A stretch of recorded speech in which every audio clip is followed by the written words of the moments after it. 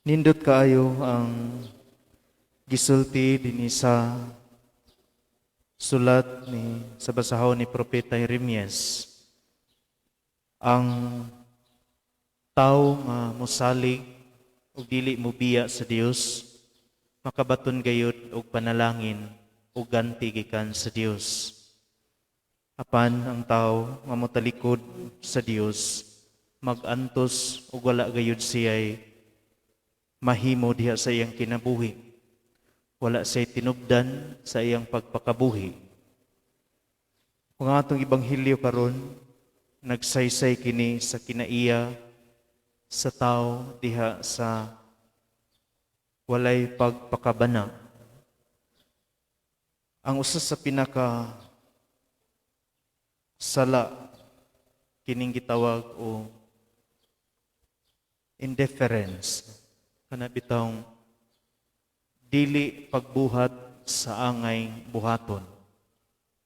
Tungod kay ang atong nahibal-an, ang atong ikumpisal kana ramang unsay atong nahimo nga sala. Kanang, Father, pasaylo ako kay nangawat ko, namakak ko, pero malimtan nato ang sala sa kitawag o sin of omission. Kana bitawng nagakumpisal ako sa Dios ug kaninyong mga igsuon tungod kay nakasala ako sa pulong, sa buhat ug sa wala pagbuhat sa angay buhaton.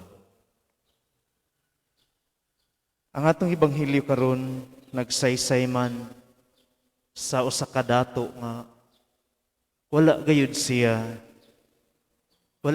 nahimo sa kabus nga si Lazaro.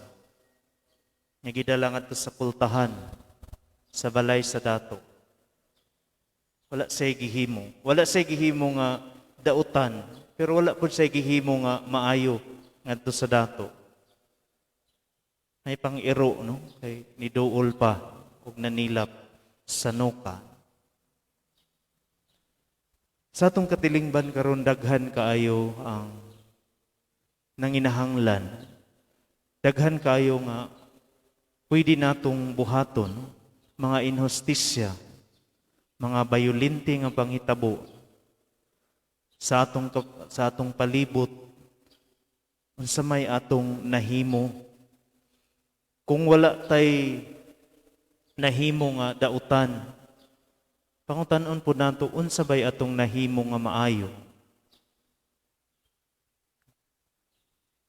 Ug kining hagit nato no, nining panahon sa Kwaresma kanang almsgiving. Mao siguro ni ang atong palawman o atong pangutana sa atong kaugalingon. Kung wala ko'y nahimo nga sala, nga akong nahimo, nakumit nga sala, unsa pod ang akong kakulangon, sin of omission. Diya sa atong palibot, daghan kayong mga tao nga igo lang tanitan-aw. Ang mga tao nga atong kaila, atong mga kaparentihan, nga nagpuyo diha sa kinabuhi sa sala. Pero ang pangutana, unsa man ang akong nahimo. Atong pangayoon sa Ginoo no diha sa atong pagpadayon nining Kwaresma.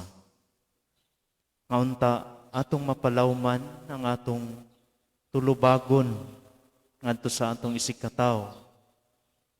Atong mga Lazaro sa atong kinabuhi. Mga Lazaro diha sa atong silingan. Mga Lazaro diha sa atong tagay-opisina. Unsa ka ang atong nahimo nga maayo ngadto kanila. Hinaot pa unta. Palihog manindo.